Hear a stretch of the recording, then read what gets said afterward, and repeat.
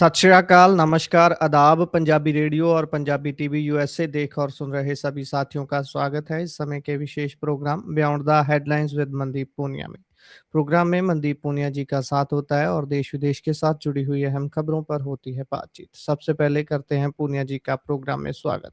बहुत बहुत स्वागत है पूनिया जी। जी, नमस्कार, सत श्री अकाल, आदाब।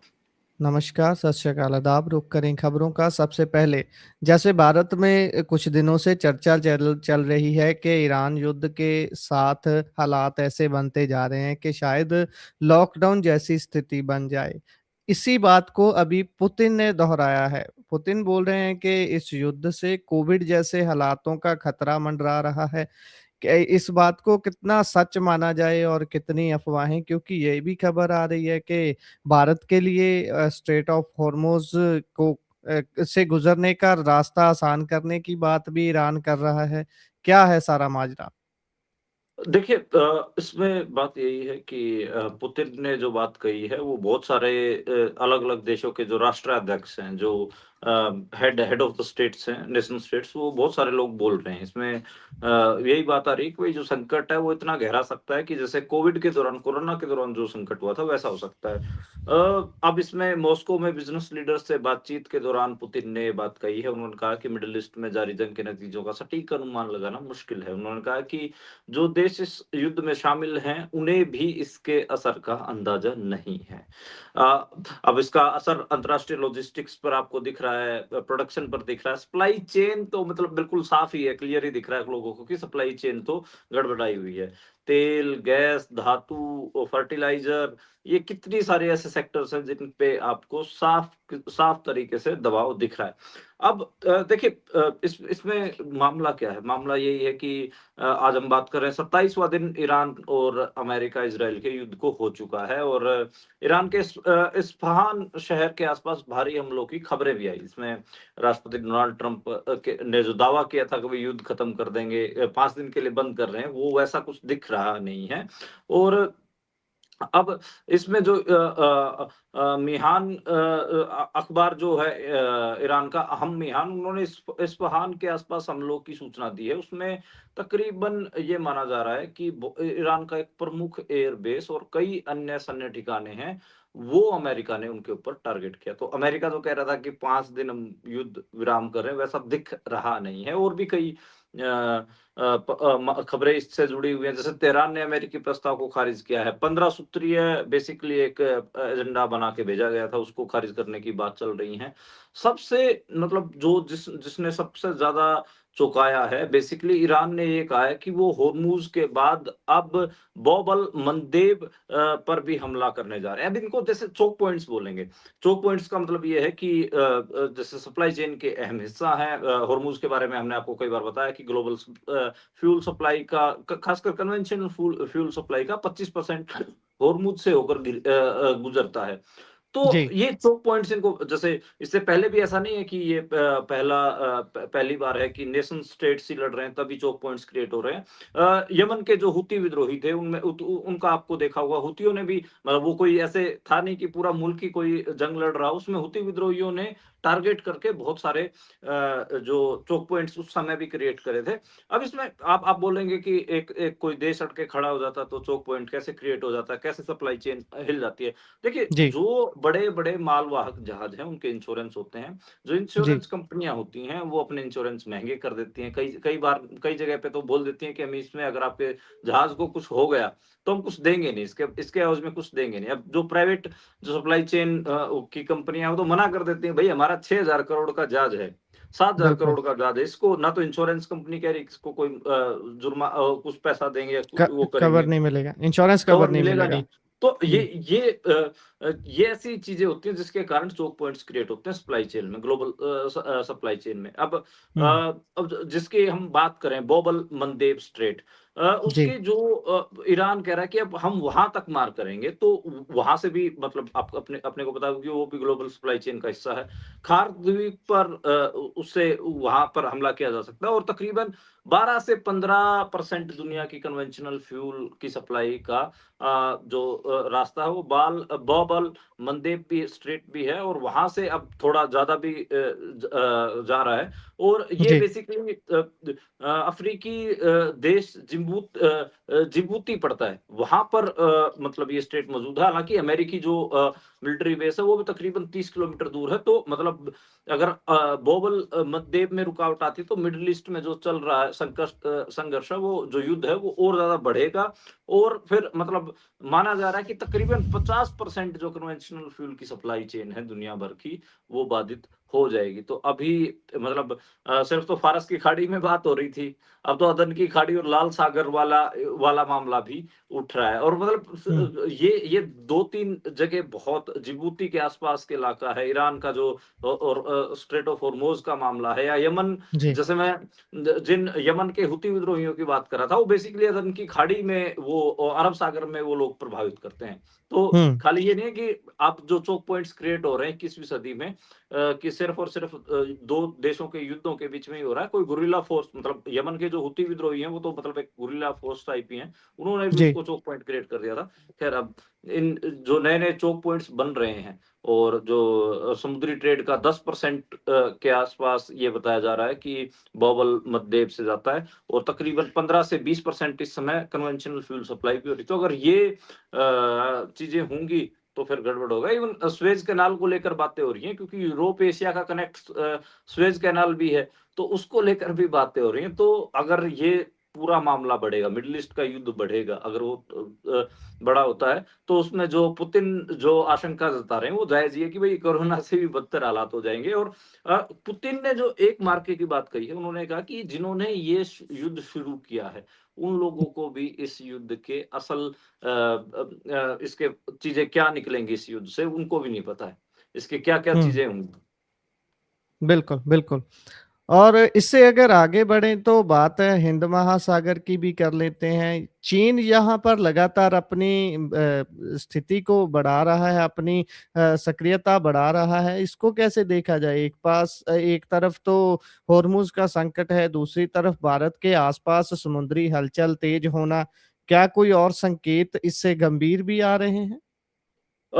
देखिए इसको लेकर कई सारे पहले ही मतलब अगर कहें कि इसको लेकर मतलब काफ़ी इसको लेकर बातचीत हो रही है। बातचीत किस किस सेंस में हो रही है मैं बता देता हूँ कि चीन जिस हिसाब से हिंद महासागर में बढ़ रहा है और उसको लेकर मतलब ये कहा जा रहा है कि पानी में ड्रैगन मतलब चीन का जो निशान है आप ड्रैगन आप याद करिए।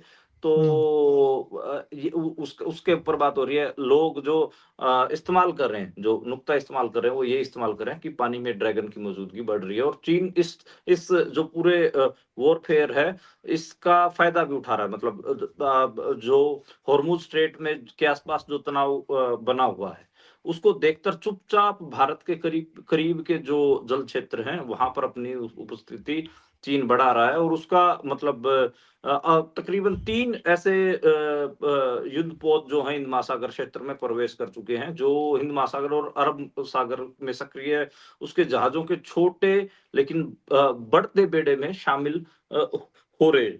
तो इसको लेकर हालाँकि भारत में भी कई जगह रिपोर्टिंग हुई है। परन बालकृष्ण हैं, उन्होंने इसके ऊपर रिपोर्टिंग की है। उन्होंने इवन जो नए जहाज़ हैं सी-यान 6 और सुंडा तो इनके बारे में भी बताया है और ये कहा कि जो बेसिकली जो सुंडा स्ट्रेट है वहाँ से उसके माध्यम से हिंद महासागर में ये सी-यान 6 दाखिल हुआ है, जो जावा और सुमात्रा के बीच एक संकरा-सा और मतलब नेविगेशन के लिए कठिन समुद्री मार्ग है। वहाँ से ये मामला और इस जहाज़ का अपना जो अपन कहें कि डेस्टिनेशन पॉइंट है, वो मालदीव की राजधानी माले माले घोषित उसमें कर रखा है कि भई हम मालदीव के माले तक जाएँगे। तो अब देखते हैं कि इसमें यही है कि पोर्ट ऑफ कॉल क्या है और इसमें जो चीन के सक्रिय जहाज़ हैं, वो जी। कहाँ मतलब पोर्ट ऑफ कॉल लेते हैं यानी कि जहाँ बेसिकली समुद्र में ठहरते हैं। तो उन्हें पोर्ट ऑफ हुँ, कॉल का इंतज़ार है कि ये कब कहाँ लेते हैं। तो चीन आप कह सकते हो कि पानी में ड्रैगन अपनी मौजूदगी बढ़ा रहा है। बिल्कुल, बिल्कुल और मौजूदगी बढ़ा रहा इस है। जी। मतलब हम खाली इतना भी नहीं गुरप्रीत आप देखेंगे कि चीन और अमेरिका की एक स्ट्रैटेजिक बैठक भी होनी है। हुँ, ईरान चाह रहा है कि जो ये युद्ध है, ये उस स्ट्रैटेजिक जो 31 मार्च के आसपास जो बैठक होनी है अमेरिका और चीन की, वहाँ तक खिंच जाए मामला। उसमें चीन को ज़्यादा अपन कहें कि अमेरिका को दबाने का मौका मिलेगा उस बैठक में। बिज़नेस मीटिंग है, रेयर अर्थ मेटल्स का मामला है और उसमें अमेरिका तकरीबन 85% रेयर अर्थ मेटल्स के लिए चीन पर निर्भर है। ऐसा नहीं है कि मतलब वो 85% जो रेयर अर्थ मेटल है, वो चीन के पास ही है, नहीं।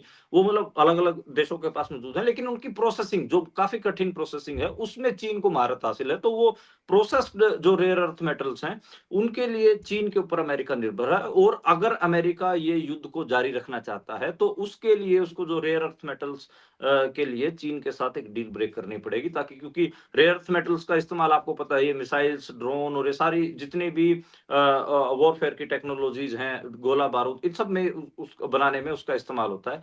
तो हुँ। ख़ैर, अगर अमेरिका को जंग जारी रखनी है तो चीन के साथ रेयर अर्थ मेटल्स पे 31 मार्च के आसपास जो मीटिंग होने वाली है उसमें देखना होगा कि क्या समझौता होता है और उसमें ईरान पूरी कोशिश कर रहा है कि ये युद्ध 31 मार्च तक खिंचे ताकि अमेरिका को चीन डोमिनेट करे उस मीटिंग में। जी, जंग में कुछ भी जायज़ नाजायज़ नहीं होता, सब कुछ माफ़ सब कुछ किया जाता है क्योंकि इसे वो everything is fair in love and war बोला जाता है। अभी जैसे चीन और अमेरिका को एक-दूसरे के कट्टर विरोधी बताया जाता है। आने वाले दिनों में क्या पता अभी एक साथ टेबल पर बैठकर इतनी बड़ी डीलें हो जाएँ कि दुनिया देखती रह जाए। देखते हैं क्या बनता है। आगे बढ़ें तो मोदी ईरान जंग पर कल मुख्यमंत्रियों से बातचीत करेंगे।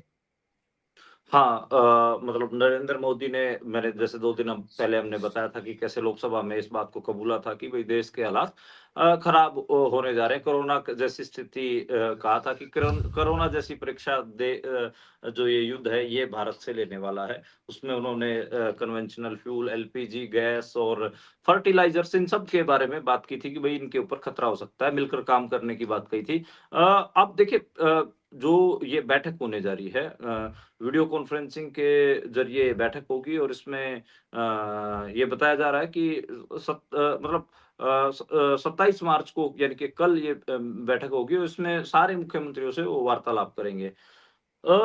24 मार्च का स्पीच देखिए मोदी का, 23 मार्च का स्पीच देखिए 24 मार्च और 25 मार्च का स्पीच देखिए लोकसभा और राज्यसभा में। दोनों जगह पे उन्होंने कहा था कि भई हमारे जो प्राकृतिक गैस हो, पेट्रोलियम हो, इन सब चीज़ों की किल्लत हो सकती है। हालाँकि उन्होंने बड़ा ऐसे तरीके से कहा था। अभी सरकार कह रही है कि देश में पेट्रोल, डीज़ल और एलपीजी कोई कमी नहीं है, रिफाइनरी 100% की क्षमता पर चल रही है। तो जो चल रहा था कि भई 6 दिनों का स्टॉक वाली बात को उन्होंने अफ़वाह बताया है। ख़ैर आपको सर्वदलीय बैठक की भी मैं याद दिलाना चाहूँगा। कुछ दिन पहले सर्वदलीय बैठक हुई थी, 2 दिन पहले ही। उसमें जो उसके बारे में भी मेरे को लगता है कि बात होनी चाहिए। हुँ, बिल्कुल, बिल्कुल। सर्वदलीय मीटिंग पर ही बातचीत अगर रखें तो क्या कुछ ख़ास हुआ उसमें क्योंकि इधर से राहुल गांधी तो पहले ही केरल के एक दौरे पर केरल के प्रोग्राम पर जाने की बात बता चुके थे और इस मीटिंग में अगर बात हुई भी है तो कौन से पक्ष ज़्यादा छुए गए हैं? ईरान पर चुप्पी की बात आ रही है, इज़राइल यात्रा की बात भी हुई है जो मोदी ने की थी।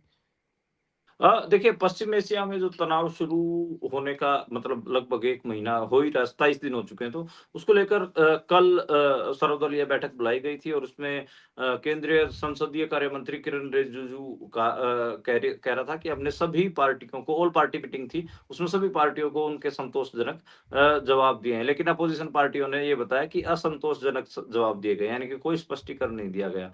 अब जो जानकारी मिल रही है उसमें यही है कि एक तो भई आप ईरान और अमेरिका का युद्ध शुरू होने जा रहा है, इज़राइल और अमेरिका और ईरान का युद्ध शुरू होने जा रहा है। आप उसे 1 दिन पहले इज़राइल में फिर रहे हैं। क्या आपको पता नहीं था? क्या आपकी इंटेलिजेंस इतनी भी पुख्ता नहीं थी कि आपको ये बता देती कि ये होने वाला है? आप कम से कम वहाँ जाके उनके स्टेज पे नाचते-गाते तो नहीं? तो ये बात तक हुई है। उसको लेकर मतलब भारत अब उसमें यही है कि एक एक बात ये भी उठी कि ब पाकिस्तान बताओ आजकल मीडिएशन कर रहा है। तो उसपे सरकार कह रही है कि नहीं, भारत पाकिस्तान की तरह दलाल देश नहीं है, इसलिए हम मीडिएशन नहीं करेंगे। ख़ैर मीडिएशन करना बहुत बड़ी बात होती है। ख़ैर ये वाला मामला है, उसमें जो विश्व गुरु कह रहे थे अपने आप को, वो तो किसी रोल में नज़र नहीं आ रहे हैं। उधर जो पाकिस्तान को जितनी जितनी गालियाँ सुनाई जाती है और कहा जाता है कि ये तो ऐसा है और वैसा है, वो ईरान और अमेरिका के बीच में मीडिएटर बना हुआ है। उसमें एक स्ट्रैटेजिक रीज़न भी है गुरप्रीत, ऐसा नहीं है कि हम मतलब किसी राष्ट्र को छोटा या बड़ा करके दिखा रहे हैं। उसमें एक बिल्कुल, स्ट्रैटेजिक रीज़न ये है कि ये बात बहुत ईरान को भी पता है कि अगर अमेरिका बड़े लेवल पर ज़मीनी रास्ते से अगर ईरान में अपने सैनिक घुसाएगा, बेस बनाएगा, तो पहले वो पाकिस्तान को इस्तेमाल करेगा, पाकिस्तान में अपनी मिलिट्री लेके आएगा और उसके बाद फिर वो पाकिस्तान के रास्ते से फिर वो ईरान में घुसेंगे अमेरिकी सैनिक। तो इसलिए उसको पाकिस्तान की स्थिति का भी पता है कि पाकिस्तान को अमेरिका इस्तेमाल करेगा। तो इस वजह से भी वो मीडिएशन है, वो संभव हो रही है। इसमें यही है कि जो मैंने कल आपको बताया था कि तृणमूल कांग्रेस ने तो इस ऑल पार्टी मीटिंग का बायकॉट ही किया था। और जो अपोज़िशन पार्टियों के मेंबर्स थे, उन्होंने ऊर्जा की आपूर्ति को लेकर सवाल पूछे, कहा कि भई आपके पास है या नहीं है मामला? तो उन्होंने यही कहा कि हम 27 देशों से की बजाय अब 41 देशों से ईंधन खरीद रहे हैं और बिल्कुल सुरक्षित है। कई ऐसी चीज़ें इसको लेकर मतलब उठाई, और इज़राइल यात्रा को तो मतलब काफ़ी कहा गया कि भई आपको पता ही नहीं था क्या? खैर, राहुल जी। गांधी भी इस ऑल पार्टी मीटिंग में मौजूद नहीं थे। जी। और इससे आगे अगर बढ़ें तो बंगाल में वोटर लिस्ट पर संकट मंडरा रहा है, 15 दिन सिर्फ शेष हैं और ममता बनर्जी इलेक्शन कमीशन के पीछे तो पहले से ही पड़े हुए हैं लगातार। क्या चल रहा है अभी? क्या ब वहाँ से तकरीबन 75 लाख का आंकड़ा शायद आ रहा था जिनके नाम काट दिए गए वोटर लिस्ट से? देखिए, पश्चिम बंगाल में ममता बनर्जी ने साफ कहा कि इलेक्शंस के सिर्फ 15-20 दिन बचे हुए हैं, लेकिन जो वोटर लिस्ट है, उसके ऊपर कोई स्पष्टता नहीं है। चुनाव आयोग और भाजपा जनता के वोट डालने के अधिकार को छीन रहे हैं, ये ममता बनर्जी ने आरोप लगाया। उन्होंने कहा कि भई आप 23 अप्रैल को फर्स्ट राउंड की वोटिंग होने जा रही है और उसकी जो नामांकन डेट है, वो तो 6 अप्रैल ही है। तो उन्होंने कहा कि भई आप जो ये डेटा आ रहा है, जो डेटा बताया जा रहा है कि तकरीबन आप 60 लाख मतदाताओं में से सिर्फ 29 लाख को मंजूरी दे रहे हो। पहले राउंड की बात है, तो फिर मतलब जो बाकी के मतदाता 30 लाख के आसपास जो बचे हुए मतदाता वो कहाँ जाएँगे? एक तो वो सवाल उन्होंने उठाया है। दूसरा देखिए इसमें क्या है कि जो चुनाव आयोग की पुष्टि से पहले ही जो बीजेपी के वहाँ के प्रदेश अध्यक्ष रहे हैं और बड़े नेता, वरिष्ठ नेता माने जाते हैं, शुभेंदु अधिकारी, उन्होंने दावा किया कि बंगाल में उन्होंने 80 लाख फर्जी वोटर्स हटा दिए हैं और अब बीजेपी वहां पर 177 से अधिक सीटों के ऊपर जीत दर्ज करेगी। तो इसके ऊपर ममता बनर्जी ने स्पेशली प्रेस किया है कि भाई चुनाव आयोग तो बता नहीं पा रहा है कि उन्होंने हुँ। कितने वोटर डिलीट करे हैं, कितने रखे हैं, किन के ऑब्जेक्शन एक्सेप्ट हुए हैं, किन के ऑब्जेक्शंस को खारिज कर दिया है। और बीजेपी के नेता बताते फिर रहे हैं कि हमने 80 लाख वोटर, फर्जी वोटर्स को डिलीट कर दिया और इसलिए हमारी 177 से ज्यादा सीटें आएंगी। इसके कारण ये सारा मतलब विवाद छिड़ रहा है और ममता बनर्जी लगातार इसको लेकर हमलावर दिख रही हैं, कह रही हैं कि भई आप मतलब बंगाल के साथ गलत करने जा रहे हैं। जी, बिल्कुल। और इससे आगे बढ़े तो उधर आंध्र प्रदेश में डंपर से टकराकर एक बस में आग लग गई, 13 लोग ज़िंदा जल जाने की खबर है। हाँ, ये आंध्र प्रदेश की खबर है। मरकामपुर जिले में ये हादसा हुआ है और इसमें 14 लोगों की मौत की खबर है। 13 यात्री जिंदा जले हैं और एक मतलब अस्पताल में उनकी डेथ हुई। 22 लोग इसमें घायल हुए हैं और इसको जो डंपर में जो सवार थे उनकी भी डेथ हुई है। काफ़ी भयावह हादसा था और इसकी तस्वीरें भी वायरल हुई। आज मतलब बांग्लादेश में भी इसी किस्म का हादसा रहा। एक जो बस थी वो नदी में गिर गई जिसके कारण 26 लोगों की डेथ हो गई है, 6 लोगों की जान बचाई गई है, यानी कि 32 के आस-पास उसमें सवारियाँ थी, 26 लोगों की मौके पे ही मौत हो गई। वो बस थी वो बेसिकली राजबाड़ी जिला है बांग्लादेश में, वहाँ पे बेसिकली घाट से मतलब एक बड़ी नाव में चढ़ा के बस को ऐसे पार करवाया जाता है, तो वो जब उसपे चढ़ा रहे थे नाव में तब वो पलट गई जिसके कारण ये 26 लोगों की डेथ हुई। उसकी भी मतलब जो हादसे की तस्वीरें थी वो भी आज काफ़ी वायरल हुई। जी, जी। और पंजाब में एक कंपनी ने पेट्रोल डीज़ल की कीमतें बढ़ा दी हैं। अमृतसर में लगातार देखा गया है, खासी भीड़ है चालकों की, वाहनों की पंप के ऊपर। कौन-सी कंपनी है जिसने सबसे पहले कीमत बढ़ाई है? देखिए, ये सिर्फ़ पंजाब की बात नहीं, पूरे देश की बात है। पंजाब में भी मतलब कीमतें बढ़ी हैं। ₹5 के आस-पास जो कीमतें हैं, वो बढ़ी हैं। ₹5 पेट्रोल के ऊपर, ₹3 के आस-पास डीज़ल के ऊपर बढ़ा है। ये नायरा कंपनी है और नायरा ने सबसे पहले बेसिकली तेल बढ़ाए हैं और इसका असर मतलब बाकी जो कंपनियाँ हैं, वो भी बढ़ाएँगी। ये आप मान के चलिए कि कल की खबर कल दिन भर ये इसी चीज़ के ऊपर बात होगी कि भई पेट्रोल के ₹5 दाम बढ़ गए हैं और ₹3 के आस-पास डीज़ल के दाम बढ़ गए हैं। तो नए-नए मतलब पिछले 5-7 साल के अंदर ही नायरा अपने आप को एक्सपेंड कर रही है। नायरा के डीज़ल को काफ़ी ऐसे माना जाता है कि बहुत बढ़िया डीज़ल होता है और तो लोग नायरा के डीज़ल भरवाते हैं। लुधियाना, मोहाली, पठानकोट, अमृतसर कई जगह उनके मतलब पंप्स हैं। आज बेसिकली पठानकोट हो, अमृतसर हो, बहुत पंजाब के ऐसे इलाकों से अपन ने विजुअल्स देखे जिसमें ट्रक गाड़ियों की, स्कूटर्स की जो छोटे पिकअप ट्रक्स होते हैं, उनकी लंबी कतारें देखी और ये समझ में आने लग गया है कि हाँ, जो तेल का संकट है, वो जैसे मध्य प्रदेश से, गुजरात से जो विजुअल्स थे, सूरत, इंदौर, अहमदाबाद, उस किस्म के विजुअल्स अब शायद पंजाब और हरियाणा में भी कुछ दिन में देखने को मिलें। ख़ैर अब ये कहा नहीं जा सकता क्योंकि मैं इसलिए कह रहा हूँ कि वीडियोज़ तो आ रहे हैं लंबी-लंबी कतारों के। दूसरी तरफ सरकार डिनाई कर रही है कि उनके पास किसी भी किस्म की शॉर्टेज है। वो कह रहे हैं कि नहीं-नहीं हमारे जो भंडार है, ऊर्जा का भंडार है वो पूरा है। कोई पेट्रोलियम में कोई कमी नहीं है पेट्रोलियम के भंडारों से और हम तो 27 देशों की बजाय अब 41 देशों से बेसिकली अपनी सप्लाई चेन को मेंटेन कर रहे हैं, तो ऐसा कोई दिक्कत आएगी नहीं। ख़ैर ये तो आने वाले दिनों में पता चलेगा। जैसे कि बात हो रही है कि भई अगर युद्ध लंबा खिंच जाएगा तो बहुत सेक्टर्स पे हमें असर दिखेगा। जी।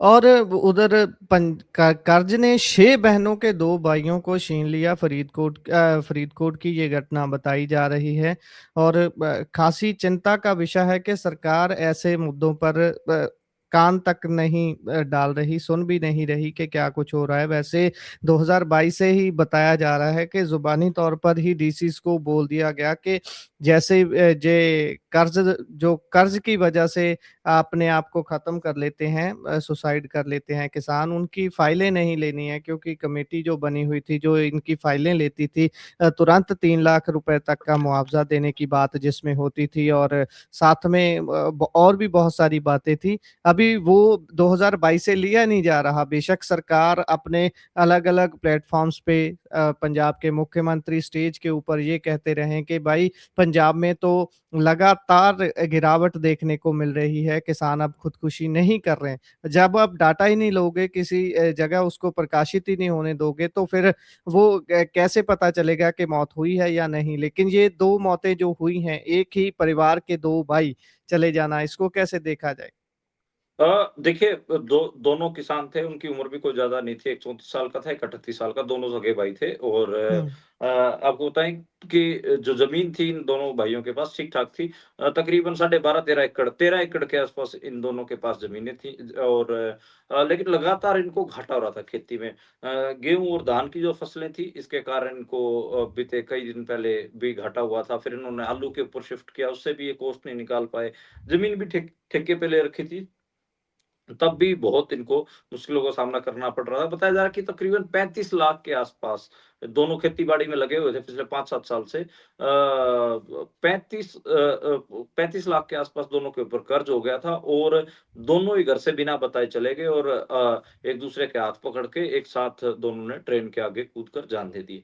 ये टिपिकल केस पंजाब के रूरल क्राइसिस यानी कि ग्रामीण संकट का है। ये खाली कहानी सिर्फ़ पंजाब की नहीं है, आपको जैसे आप उत्तर भारत से दक्षिण भारत की तरफ बढ़ेंगे तो आप महाराष्ट्र तक, तमिलनाडु तक जाके देखेंगे किसानों की हालत ऐसी ही है कि खेती से कोई भी मुनाफ़ा वो कमा नहीं पा रहे हैं। मुझे पिछले महीने ही हमारे एक दोस्त हैं प्रोफ़ेसर विनय महिला, वो हुँ, हिसार एग्रीकल्चर जो हरियाणा एग्रीकल्चर यूनिवर्सिटी है उसमें प्रोफ़ेसर हैं। उन्होंने बेसिकली कपास के किसानों को लेकर और कई किसानों की इनकम को लेकर एक रिसर्च की थी। उसने मेरे को बताया था कि कपास की खेती तो ऐसी हो गई है हरियाणा में कि उससे कर्जा बढ़ता ही है। उन्होंने मतलब हुँ, हैरानी वाली बात ये थी कि पंजाब और हरियाणा में उन्होंने धान और गेहूँ की फसल को लेकर भी सवाल खड़े किए थे कि जो किसान हैं, उनको मुनाफ़ा नहीं हो रहा है। वो अपनी लागत तक नहीं निकाल पा रहे हैं और वो जो एक कर्ज़ का जाल होता है, उसमें फँसते जा रहे हैं। देखिए, खेती-बाड़ी पे बहुत बात नहीं हो पा रही है भारत में, मतलब आखिरी बार आपने आपने और हमने भी जो बड़े लेवल पर जो चर्चा सुनी होगी, वो 2021 का किसान आंदोलन था। उसके बाद आपको चर्चाएँ सारी गायब दिखेंगी। सरकार ने भी मतलब पूरा एफर्ट लगा के मेन स्ट्रीम मीडिया को बोला हुआ है कि भई ये खेती किसानी के मुद्दों को ज़्यादा हवा मत दो। नहीं तो अभी पीछे अमेरिका के साथ जो ट्रेड डील हुई थी उसमें आपको पता ही है कि भारत के किसानों को कितना, खासकर हिमाचल प्रदेश, मध्य प्रदेश, महाराष्ट्र सोयाबीन के, एप्पल के किसानों के साथ, सेब के किसानों के साथ क्या-क्या हुआ वो आपको पता ही है। ख़ैर अडानी भी जो सेब के किसान हैं हिमाचल और जम्मू कश्मीर में उनके साथ क्या कर रहा है उनके सेबों के साथ वो आपको और हमको मतलब बहुत क्लियर है, लेकिन उसके ऊपर कोई रिपोर्टिंग हो नहीं रही। किसानों के हालात आप पूरे भारत में देखेंगे, अलग-अलग राज्यों में अलग-अलग किस्म की समस्याएँ हैं। वो समस्याएँ बेसिकली ही किसानों के कर्ज़ को जन्म दे रही हैं। क अब कर्ज़ जैसे कर्ज़ के साथ दिक्कत ये है कि कर्ज़ एक किस्म की एंग्ज़ायटी पैदा करता है, क्योंकि हर महीने उसके ऊपर ब्याज बढ़ रहा होता है। आपने 30 लाख रुपए लिए हैं, तो वो 1 महीने बाद वो साढ़े 30 लाख हो जाएँगे, दूसरे महीने वो 31 लाख हो जाएँगे, क्योंकि आमतौर पर ₹2 सैकड़ा का जो ब्याज का चक्कर है हुँ, लोकल देहात में वो चलता है। और आपको पता है कि मतलब जो लिमिट होती है खेती-बाड़ी कार्ड की, जिसको किसान क्रेडिट कार्ड कहा जाता है, उसकी लिमिट तो पर एकड़ 2 लाख 1 लाख रुपए इतनी होती है, तो मान लो 10 एक एकड़ तो 10-15 लाख होगी। बाकी का कर्ज़ है तो आपको पता है आढ़ती से ही उठाया जाता है। तो वो जो हुँ, बिल्कुल। कर्ज़ का सर्कल है, वो कर्ज़ के सर्कल में एक बार किसान फँस जाता है, तो वो बेसिकली उस ब्याज के नीचे दबता ही चला जाता है और वो गलती से वो कर्ज़ 20 लाख पार कर गया किसान का, फिर तो उसके सूत आता नहीं है।